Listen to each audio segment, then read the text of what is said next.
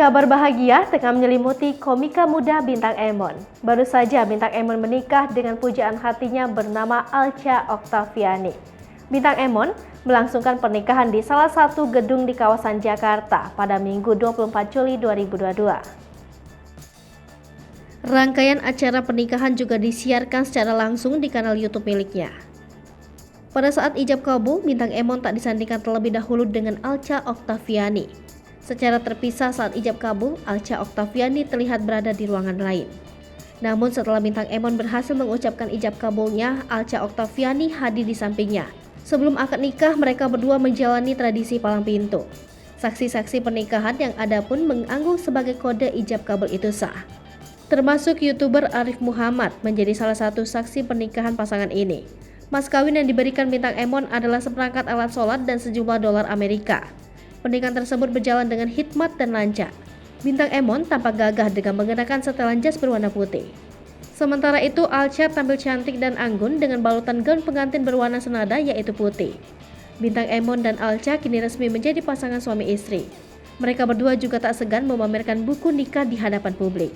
Profil Bintang Emon: Gusti Muhammad Abdurrahman Bintang Mahaputra atau kerap disapa Bintang Emon, lahir pada tanggal 5 Mei 1996. Bintang Emon adalah pelawak tunggal, aktor, dan selebriti internet berkebangsaan Indonesia. Ia pernah menjadi santri di salah satu pesantren yang terletak di Jombang, Jawa Timur. Karir: Bintang merupakan didikan komunitas Stand Up Indo Bandung sejak awal 2014 dan mulai dikenal secara nasional setelah berhasil menjuarai Stand Up Comedy Academy 3 yang diadakan oleh Indosiar pada 2017. Ia pertama kali terjun ke dunia perfilman dengan mendapatkan peran sebagai Somad dalam sebuah film komedi yang disutradarai oleh Ernest Prakasa, yaitu Mili dan Mamet, Ini Bukan Cinta dan Rangga pada 2017.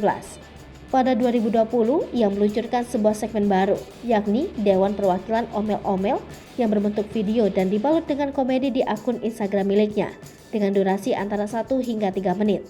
Tema dari konten tersebut dapat berupa keluh kesah, omelan, peringatan, dan keresahan dari orang-orang di sekitarnya yang jarang dibahas ataupun disampaikan secara gamblang.